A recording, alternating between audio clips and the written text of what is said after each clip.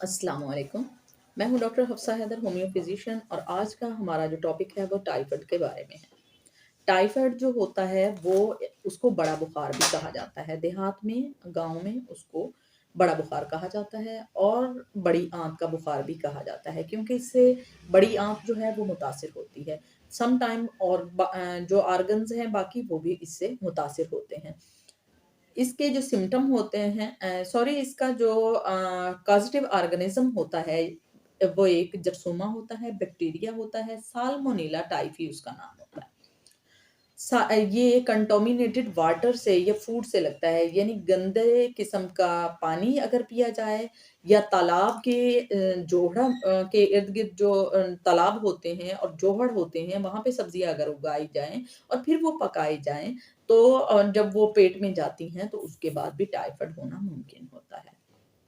उसके अलावा अगर गंदा पानी हम पीने में इस्तेमाल कर रहे हैं, तो उसके लिए भी ऐसा ही देखा गया है कि उससे टाइफाइड हो सकता है।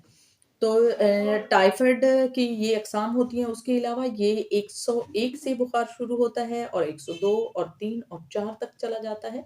तेज़ बुखार होता है, पीरियडिकली होता है, यानी सुबह 11 बजे से ये स्टार्ट होता है या रात को अगर होगा तो 11 बजे होगा, फिर दोबारा ये सर्कल इसी तरह चलता रहेगा और इंतहाई सर्दी लगेगी और जिस्म में दर्द होगा, बैक में बहुत दर्द होगा और गर्दन की इस जगह पर शदीद खिंचाव और दर्द महसूस होगा। उसके अलावा सीने पर रैशेज़ भी इसके हो सकते हैं, यानी दाने से और एक्जिमा सा फ़ील होगा, इस तरह के दाने भी निकल सकते हैं। प्यास इस कदर शदीद होगी और पल्सा-टीला के पेशेंट की तरह एक-एक घूँट पिएगा। पानी जो होगा वो ठंडा डिमांड करेगा पेशेंट कि मुझे ठंडा पानी चाहिए। उसे ऐसे लगेगा जैसे मुँह में छाले से निकल आए हैं और छाले भी निकल आते हैं और गले से रोटी का निगलना बहुत मुश्किल होता है या पानी का निगलना बहुत ज़्यादा मुश्किल होता है और आँखें जो हैं उसमें बहुत सुर्ख़ी-सी आ जाती है। इस तरह के सिम्पटम जो हैं टाइफाइड में पाए जाते हैं और वॉशरूम जो है वो बहुत ज़्यादा आता है और जब यूरिनेशन करने का अमल होता है, यानी पेशाब करते हैं, तो साथ में पोटी भी निकल जाती है, पता नहीं चलता। ऐसे होता है, यानी डायरिया की कंडीशंस जो होती हैं, उसमें आना शुरू हो जाती हैं। सम टाइम ऐसा होता है कि पेचिस की तरह का पेशाब और जो रेक्टम है, वहाँ से खून की अमेज़िश जो है, वो आना शुरू हो जाती है। इस तरह के सिम्पटम इसमें पाए जाते हैं। पेट में शदीद तरीन दर्द होता है। और खाना पचता नहीं है, लॉस ऑफ एपेटाइट उसमें शुरू हो जाता है। नौज़िया, वॉमिटिंग, किचन का जो है स्मेल उसको बहुत ज़्यादा बुरी लगती है और पहले तो उसको खुशबू ही महसूस नहीं होती। अगर खाना उसके सामने रखा जाता है, प्रोटीन का खाना, यानी कोई चर्बी चिकनाई वाला खाना सामने रखा है, तो फ़ौरन वॉमिट हो जाएगी। पहले सेंसेशन आएँगे, फिर उसके बाद वॉमिट हो जाएगी और ज़रूरी नहीं है कि ओनली सेंसेशन आए, साथ में वॉमिट भी हो सकती है, यानी एक्शन भी साथ में हो सकता है। इस तरह के सिम्पटम इसमें पाए जाते हैं। तो ये बुखार है, ये 5 से 10 दिन में उतर जाना चाहिए, नहीं तो ये जिस्म के बाकी ऑर्गन्स जो हैं, उनको भी नुकसान पहुँचा सकता है और हमारे लिए बहुत ज़्यादा मुश्किल पैदा कर सकता है। ये जिस लेडी को हो या घर में किसी भी इंसान को हुआ है टाइफाइड और उसके बाद वो खाना बनाती है या आटा गूँथती है, तो उसके जर्म्स आगे फैल सकते हैं। या वो घर में रह रही है, बिस्तर में है टाइफाइड, तो बिस्तर जो है उसे भी धूप लगवानी चाहिए, उसे नीट करना चाहिए, उसे वॉश करना चाहिए।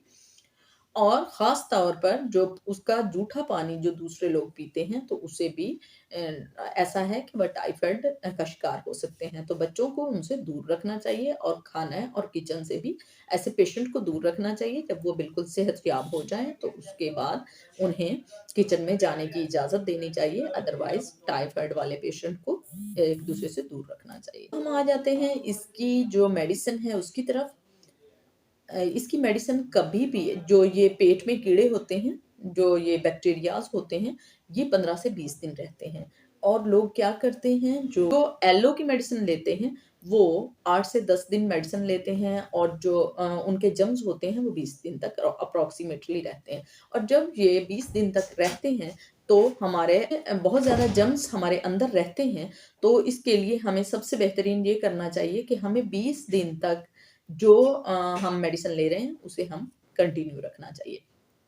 और जब हम 20 दिन से लेकर आगे 40 दिन तक इसका इस्तेमाल करते हैं, तो दोबारा टाइफाइड नहीं होता।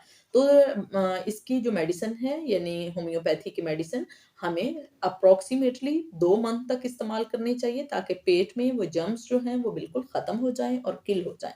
तो इसके लिए बप्तीशिया क्यू बहुत ही अच्छी मेडिसिन है। साथ में अगर पेट में बहुत शदीद दर्द है तो आर्सेनिक अल्बा बहुत अच्छी मेडिसिन है, 30 से यूज़ करनी चाहिए। फिर इसी तरह अगर कोई बड़ी एज का है तो 200 में भी ये बहुत ही इफ़ेक्टिव है। अगर आपके बॉडी में बहुत शदीद दर्द है और बेचैनी और बेकरारी साथ में है टाइफाइड में और दिल बहुत शदीद घबरा रहा है तो आर्सेनिक अल्बा और रस्टॉक बहुत ही ज़्यादा इफ़ेक्टिव मेडिसिन है। तो ये हमें मेडिसिन का इस्तेमाल करना चाहिए, ये हमारे लिए बहुत ज़्यादा इफ़ेक्टिव है मगर ये आप याद रखिएगा कि टीबी का और टाइफाइड का इन दोनों को प्रोलॉन्ग इस्तेमाल है।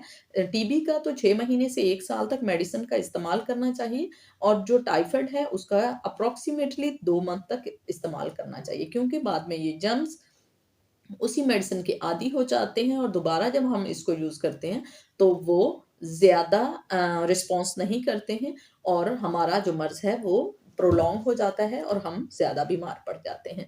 और फिर जो पेशेंट हैं वो कहते हैं पहले हम इस डॉक्टर के पास गए थे और पहले हम ठीक हो गए और अब नहीं हो रहे, तो वजह उसकी क्या होती है कि पेशेंट बहुत कम दवाई का इस्तेमाल करता है। उसके अलावा मैंने एक और चीज़ कोट करनी थी कि बप्टीशिया का इस्तेमाल कैसे करना चाहिए, बप्टीशिया को क्यू में लेना चाहिए और उसके 10-10 कतरे जो हैं 3 टाइम में लेने चाहिए और ये 2 माह तक कोर्स चलेगा। इसी तरह जो आपने आर्सेनिक अल्बा लेनी है 30 वो 2-2 कतरे ज़ुबान पर ले लेने चाहिए और चाइना क्यू अगर आपने साथ में लेनी है तो चाइना क्यू जो है उसके भी 10-10 कतरे और रस्टॉक जो है वो बॉडी में अगर बहुत ज़्यादा पेन है तो उसके लिए आपको रस्टॉक यूज़ करनी चाहिए और रस्टॉक 30 जो है उसको 2-2 कतरे ज़ुबान पर लेने चाहिए 3 टाइम में। तो ये है इसकी मेडिसिन लेने का तरीका। अगर आपको ये पसंद आया हो टॉपिक तो प्लीज़ आप इसको लाइक कीजिएगा, शेयर कीजिएगा और सब्सक्राइब कीजिएगा। अल्लाह हाफ़िज़।